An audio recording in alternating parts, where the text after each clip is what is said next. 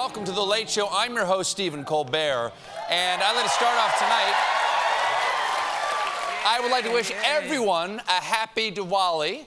For those of you who do not know, it is the South Asian religious festival of lights that celebrates the victory of light over darkness, good over evil, knowledge over ignorance. Basically, Ted Lasso. We're still digesting the results of Tuesday's elections. The Democrats did not have a good night, but it was primarily two states where historically the party in the White House loses, and the Democrats narrowly held on to one of them, New Jersey. So disappointing, but a mixed bag. Or as cable news put it, a five-alarm fire for Democrats. Five-alarm fire. No silver linings. Major setbacks on Election Day. The anatomy, really, of a Democratic meltdown, a complete and total meltdown. You don't think you're part of the problem and you're a Democrat in power? You haven't looked in the mirror this morning. And if you couldn't stop looking in the mirror this morning, you're Chuck Todd. The media... You like him? Good guy. The media, who all live in Virginia and New Jersey, coincidentally, are freaking out so badly that NBC is launching a new Sunday show, Sedate the Press. And the media is not alone in overreacting. One former official compared Tuesday's losses to the last big off-year disaster for Democrats, saying, "This is 2009 all over again." Yes, back in 2009, Americans were all enjoying the old man in Up. And now we've elected that man president. Wait a second, we better check on him. No, don't go, Joe! Joe, maybe you'll pass infrastructure by the midterms!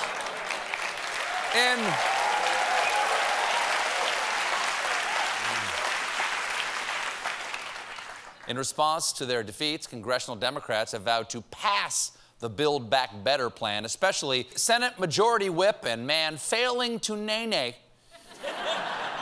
Dick Durbin. Durbin said of the poor showings in New Jersey and Virginia, "I think it's an accelerant. It's time for us to go to work." A little late for that, Dick. Okay, I know I got a bad midterm report card, so I'm really gonna buckle down and study.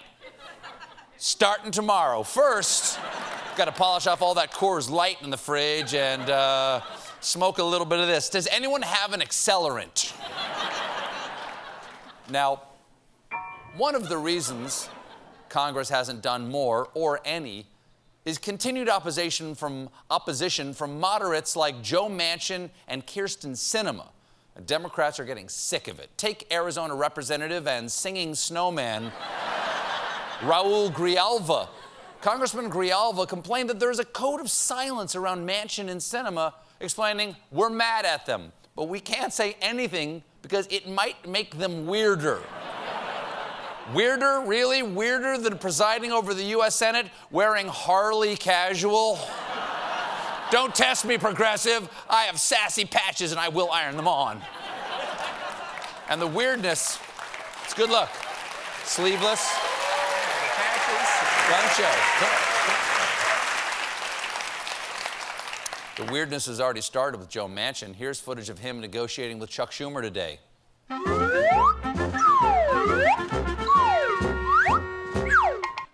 The point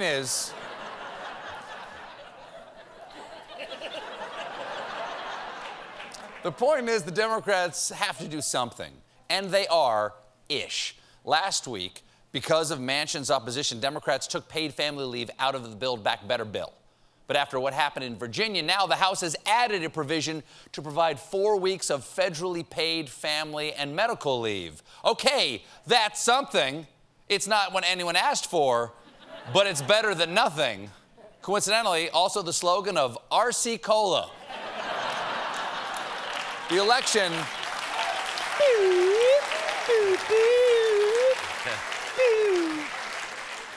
The election wasn't all doom and gloom. On Tuesday, Detroit voted to decriminalize psychedelic mushrooms. Finally. Look at that. Finally. Come on now. Detroit has solved its only problem. Starting now, in the Motor City, possession and use of magic mushrooms by adults is the city's lowest law enforcement priority. Not that it was a big law enforcement challenge before. It's pretty easy to arrest someone who spent the last 40 minutes in the cereal aisle weeping while looking at a box of Froot Loops. They're all my children. You're all my children.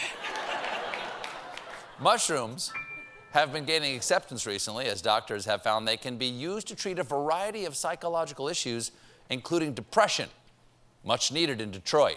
With this help, they may one day be able to watch the Lions play. Oh, I can't. Really? Really? There are that many Lions fans here tonight?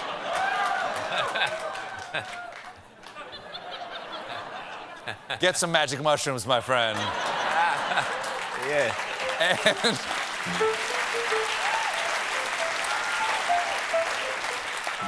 now, I can make that joke about the Detroit Lions because if you know me, you know I love sport.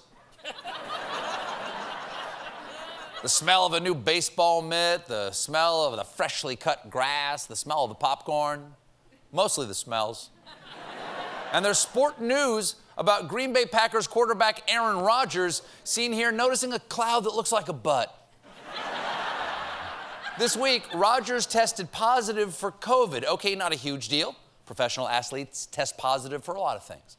But here's the kicker, which is a football term. News broke that Rodgers is not vaccinated. Now, according to NFL rules, that means he has to miss Sunday's game and sit out the next 5 State Farm commercials. It's gonna be tough for Jake to carry the team without him. Got broad shoulders, though. Yeah, That's a red sweater. Build it up. This is a big deal because Rodgers has worked really hard to give the impression that he's vaccinated. Here's what he said right before the start of the season. Are you vaccinated, and what's your stance on vaccinations? Yeah, I've been immunized. You know, there's a lot of conversation around it, around the league, and a lot of guys who have made statements and have made statements, owners who made statements. That's really vague. He better not talk that way in the huddle. Okay, bring it in. Next play is a run or maybe a pass. There've been a lot of conversations around it, and the coach has made statements in my helmet, but the main point is, let me breathe on you.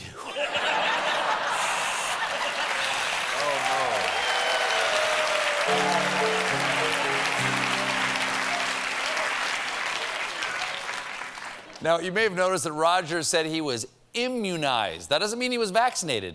Turns out Rodgers pursued an alternative treatment and then petitioned the NFL to recognize him as vaccinated.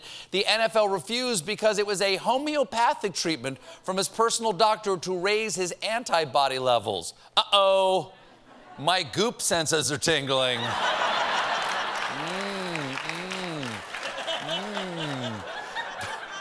I'm no expert, but I'm guessing it's a lot easier just to play football with a shot in your arm than a jade egg stuck where the sun don't shine. Then again, they are called the Packers. Oh, my Football.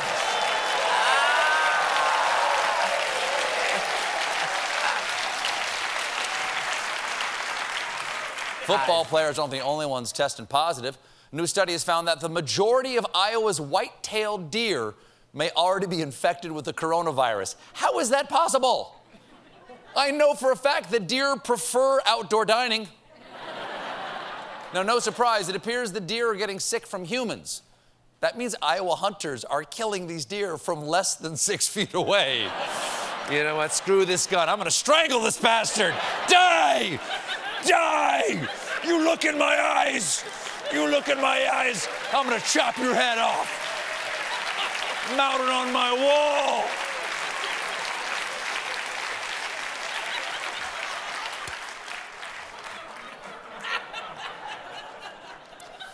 I really got into character there for a moment. I hope I didn't upset anybody. The real concern here is that the deer might transmit COVID back to humans, in which case the animals could become a reservoir for the virus. It's a nightmare scenario that's also the plot of Quentin Tarantino's new film, Reservoir Deer. We got a great show for you tonight. My guests are Billy Porter and Annalee Ashford, but when we come back, it's Meanwhile. Oh, stick around.